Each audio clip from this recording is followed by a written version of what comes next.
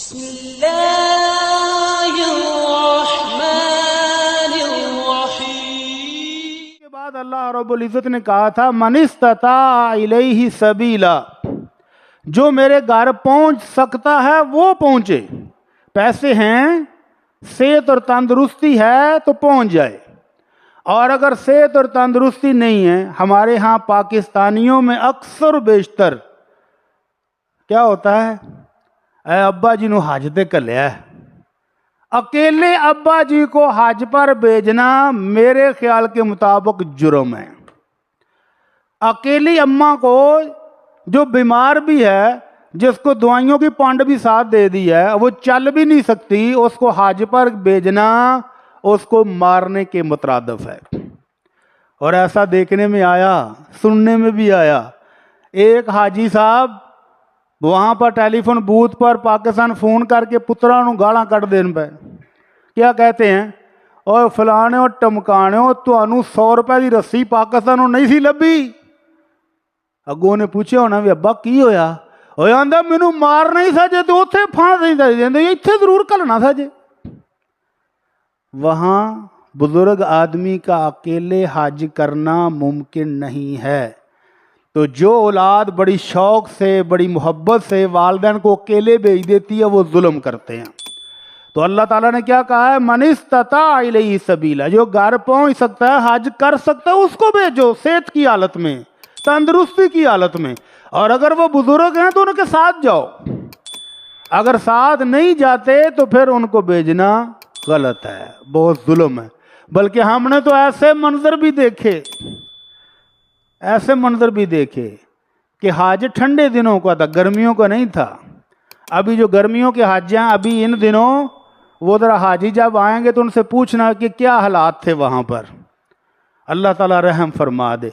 سردیوں کے دن تھے، موسم ٹھنڈا میٹھا تھا. 2 جوان بیٹے بوڑھی اماں کے ساتھ، اماں کو ویل چیئر پہ بٹھایا ہوا ہے. حج سے جب فارغ ہوئے ہیں، مینا سے واپس آ رہے ہیں، اماں جی مبارک ہو، حج ہو گیا ہے، اور اماں پنجابی جی گالاں کٹ دی پی گندیاں. تو جو بیٹا ریڑھی چلا رہا تھے آندا اماں ہون تے کو حیا کر لے، حج بھی کر لے. اماں نے 4-5 ہور سٹیاں. دوسرا بھائی کہندا یار تینوں پتا تے ہے یہ اماں دا، تے تو ہی چپ کر جا. وہ آندا ویکھ اماں نو حج بھی کرا دیتا ہے پھر بھی نہیں مڑدی. اماں کو کیا ہوا ہے؟ اماں بڑھاپے سے، بیماری سے، اس طویل سفر سے تھک گئی ہے. اتنا آسان کام نہیں ہے حج. حج پکنک نہیں ہے، حج مشقت کا نام ہے، محنت کا نام ہے. جوانی میں جائیں، صحت کی حالت میں جائیں، اور جب بیمار ہو جائیں تو بوڑھے والدین کو اکیلے مت بھیجیں، کبھی نہ بھیجیں.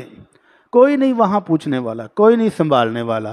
ہر کسی کو اپنی پڑی ہوتی ہے. اپنی بھی کیسی پڑی ہوتی ہے، جو میں وہاں پر تھا تو میں اور میرے ساتھی 18 گھنٹے کے بعد اپنے خیمے میں پہنچے.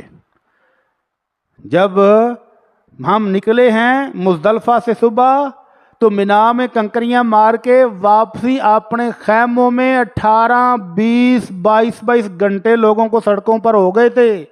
پاؤں سوج گئے، چھالے بن گئے چل کے. تو تب جا کر کہیں خیموں کی شکل نظر آئی تھی.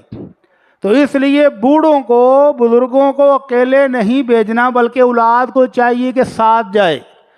اگر بزرگ ایسا ہے کہ وہ سفر کے قابل نہیں ہے تو اس کو تکے نہ بٹھا کے جا دے، ابا جی تھی جاؤ حج کر کے آؤ. ظلم ہے. اللہ کے نبی صلی اللہ علیہ وسلم کے پاس 2 بھائی آئے، ایک کا نام عمر، ایک کا نام ہشام.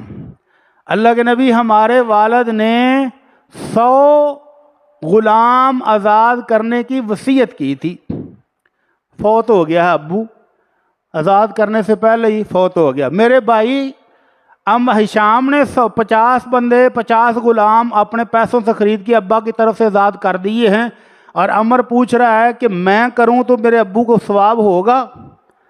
اللہ کے نبی صلی اللہ علیہ وسلم فرماتے ہیں اما لو انہ کان مسلما ثم حججتم عنہ او تصدقتم عنہ، اگر وہ مسلمان ہوتا پھر تم اس کی طرف سے صدقہ کرتے، او انفقتم عنہ، اس کی طرف سے اللہ کی راہ میں صدقہ خیرات کرتے، یا اس کی طرف سے حج کرتے تو پھر اس کو ثواب ملنا تھا.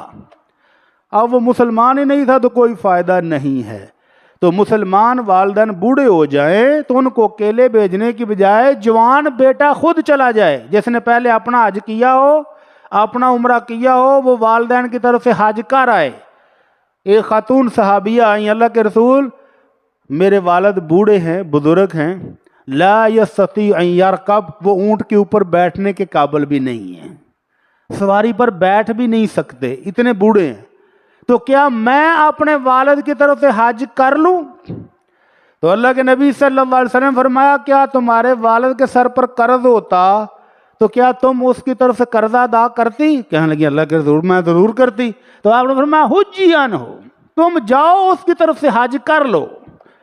تو جو اولاد جوان ہے، صحت مند ہے، تندرست ہے، وہ اپنے بوڑھے بزرگوں کی طرف سے حج کر لے، عمرہ کر لے، اور ان کو اکیلے کبھی بھی نہ بھیجے. اور اگر اللہ نے توفیق دی ہے، مال دیا ہے، گنجائش موجود ہے، تو والدین کو ساتھ لے کر جائیں، تو پھر آپ کو احساس ہوگا کہ حج کرانا کتنا آسان ہے.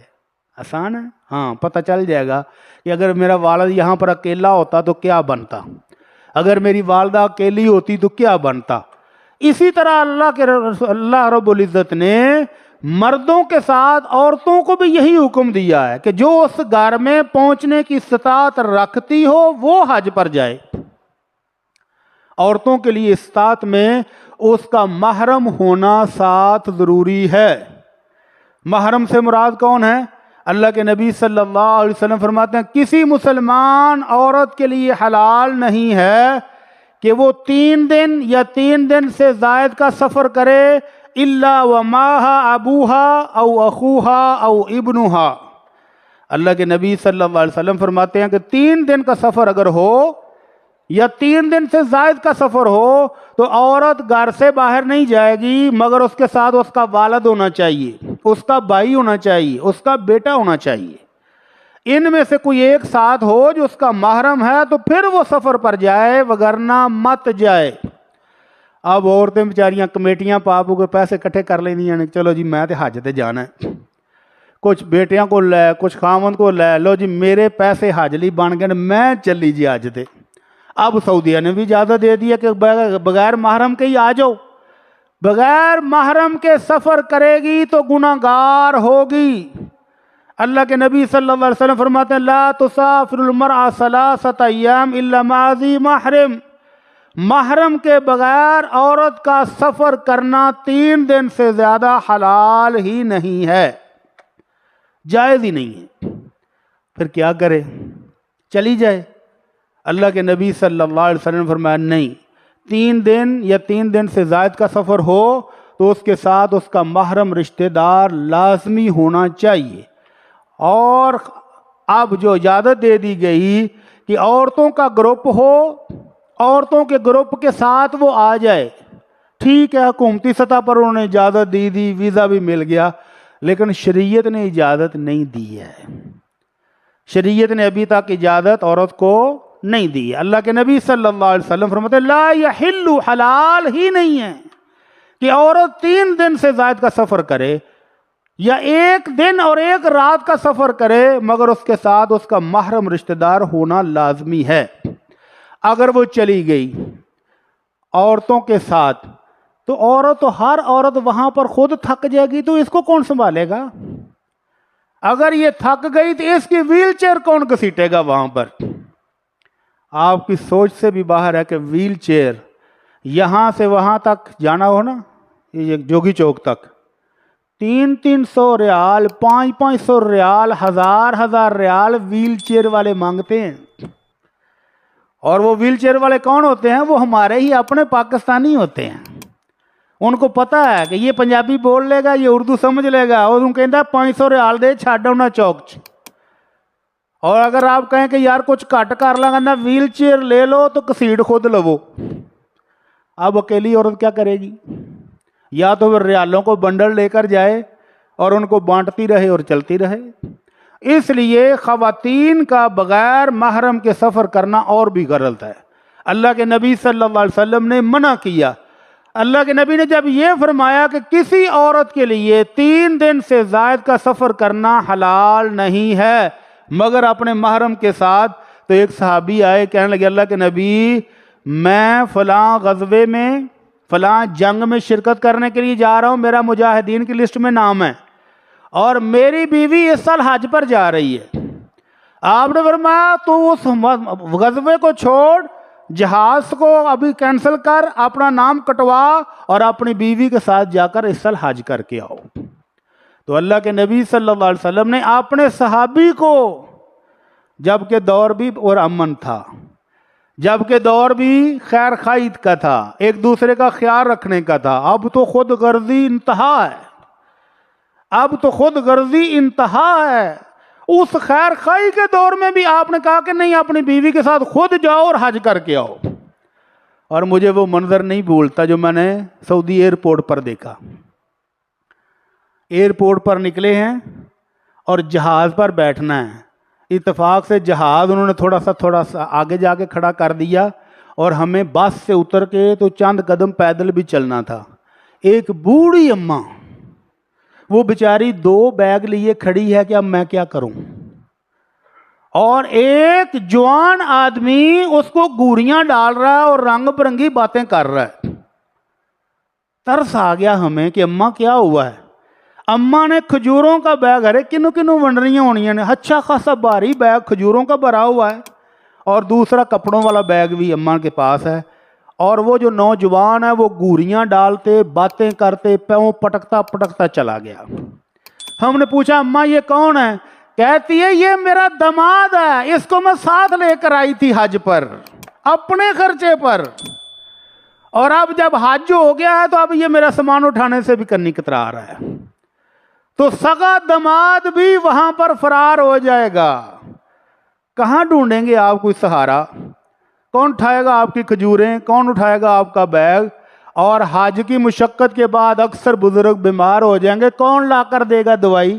اس لیے خواتین کو اکیلے کبھی بھی نہیں جانا چاہیے۔ خواتین کے لیے محرم کا ساتھ ہونا ضروری ہے، اور بہنوئی محرم نہیں ہے۔ کہتے جی میری بہن جا رہی ہے، میرا بہنوئی جا رہا ہے تو میں بھی ساتھ جا رہی ہوں، بالکل غلط ہے، شریعت اجازت نہیں دیتی۔ ہاں اب اگر کوئی خاتون بغیر محرم کے حج پر چلی گئی، حج بھی کر لیا ہے، عمرہ بھی کر لیا ہے، اللہ تعالیٰ قبول فرمائے۔ علماء کرام نے کہا کہ اس کا حج اور عمرہ اللہ قبول فرمائے، کیونکہ اس نے حج عمرہ تو پورے شرطوں کے ساتھ کیا ہے، لیکن یہ جو سفر کیا ہے اللہ کے رسول کے منع کرنے کے باوجود، اس سفر پر وہ گناہ گار ہے، اس کے لیے اس کو اللہ سے توبہ کرنی چاہیے۔ توبہ کرے پکی، اور آئندہ کبھی زندگی میں بغیر محرم کے گھر سے مت نکلے۔ تو سفر حج، اللہ تعالیٰ اس کا حج قبول کرے، عمرہ قبول فرمائے، اور یہ جو سفر اس نے کیا اس پر اللہ سے توبہ بھی کر لے۔